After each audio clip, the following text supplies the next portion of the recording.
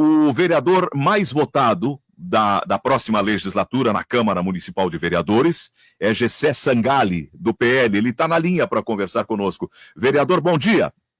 Bom dia.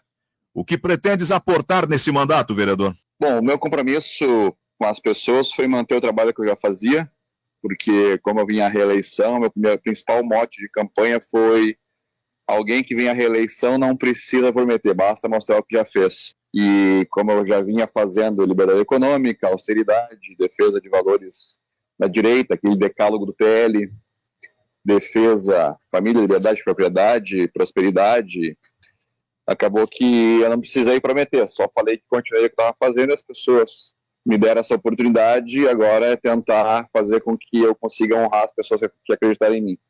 Mas os desafios desse próximo mandato é o plano diretor, é a reconstrução de Porto Alegre, é a privatização do EMAI, ou a construção do EMAI, são coisas que vão começar agora, aqui em janeiro já, uma pancadaria forte. O fato de ter sido vereador com maior número de votos altera alguma coisa? Sim e não.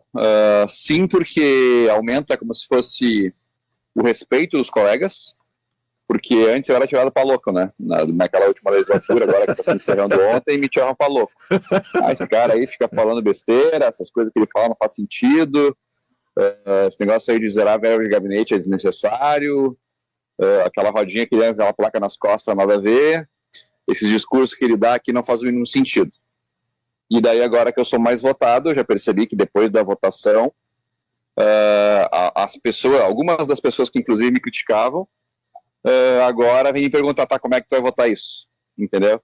Porque como se tivessem feito uma leitura de que aquilo que eu represento e aquilo que eu defendo, algum sentido faz.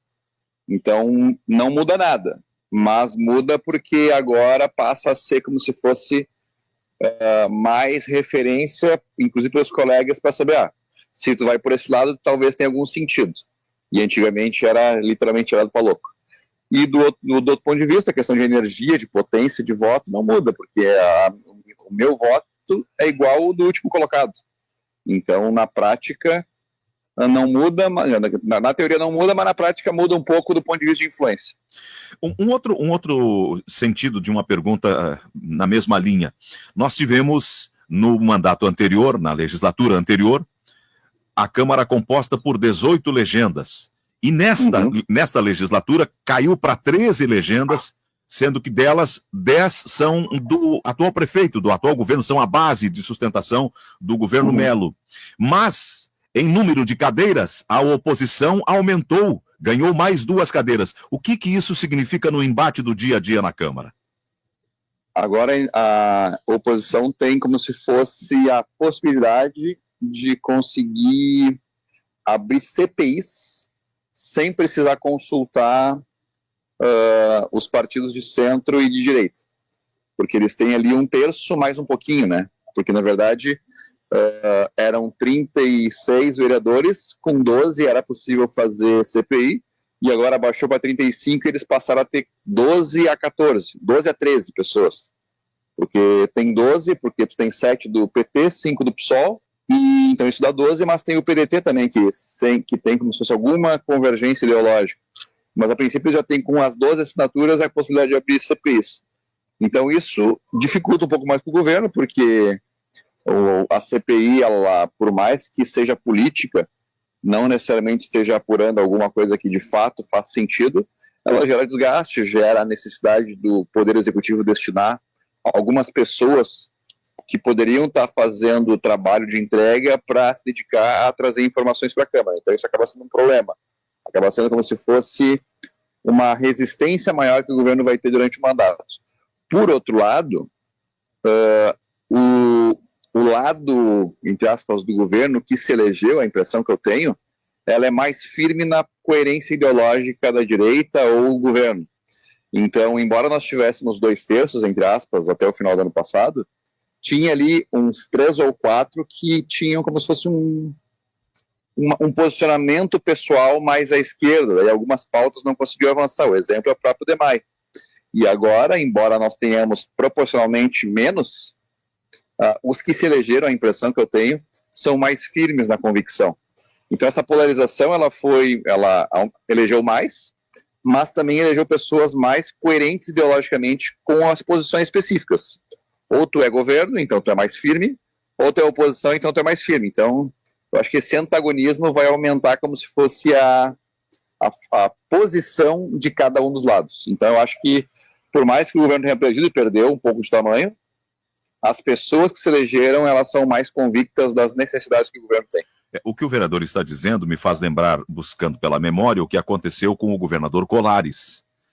O PT, que era o PSOL da época, ele fez um festival de CPIs e perturbou todo o governo do governador Colares. Na época, era uma briga tremenda. E o governo acabava tendo dificuldades de funcionar de forma normal. Ainda que tenha feito várias obras, o Colares quando foi prefeito, depois quando foi governador, mas sempre tinha a marca dessas gestões pautada pelo conflito e pelo embate duro na oposição legislativa.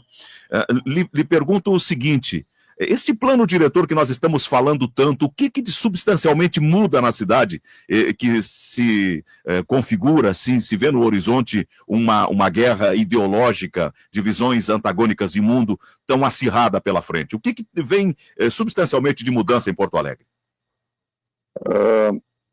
Bom, eu gosto muito desse tema, gosto do tema de mobilidade, de infraestrutura urbana, e é uma coisa que eu gosto bastante de falar. É muito comum, quando a gente está na quinta série, ou talvez saindo do segundo grau, a gente ter muitas certezas. Não, porque o átomo ele é desse jeito, porque a ciência fala isso, porque o conhecimento consolidado do mundo é tal. Só que daí quando o cara vai avançando na faculdade, no mestrado, doutorado, é comum a pessoa ir percebendo que, no fundo, existem muito mais pontos de vista do que aquilo que a gente conseguia observar num primeiro momento. Então, quanto maior o conhecimento que tu tem, maior é as incertezas que tu possui. E eu vejo um pouco do plano diretor nesse sentido. A gente tem todo mundo com convicções. Não, porque não pode aumentar, porque vai acabar o ar, porque vai ter sombra, porque as áreas verdes, porque isso, porque aquilo. Só que no fundo, as correntes de vento, né?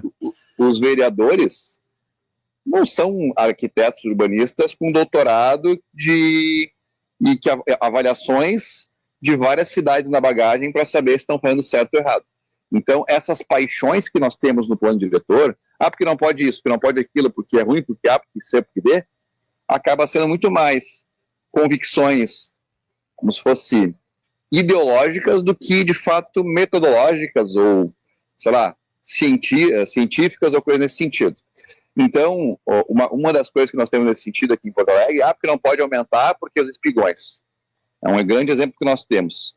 Cara, a mesma pessoa que fala que não pode espigão em Porto Alegre é aquela que vai para Nova York ou Hong Kong e tira foto nos arranha-céu. Né? Então, é uma coisa ridícula que aconteça, mas quando ela vai para um local onde tem esse tipo de coisa, recentemente fui inclusive para Buenos Aires, e tem uma parte histórica lá, que é tipo o centro de Porto Alegre, que é bem parecido, até um pouquinho mais alto, mas bem parecido, e tem um distrito mais econômico, assim, o centro econômico, porque Buenos Aires consegue ser ao mesmo tempo a capital econômica e capital política, né?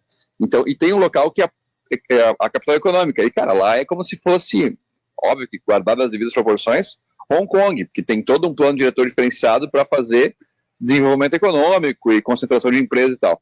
Então, eu acho que essa nossa visão do plano diretor que nós temos hoje, porque não pode adensar, não pode aumentar, não pode aumentar o espaço para carros, por exemplo, é muito mais em cima daquilo que os vereadores acham que o seu eleitor vai gostar e, portanto, ele sinaliza para esse eleitor, mesmo com uma informação incoerente, metodológica.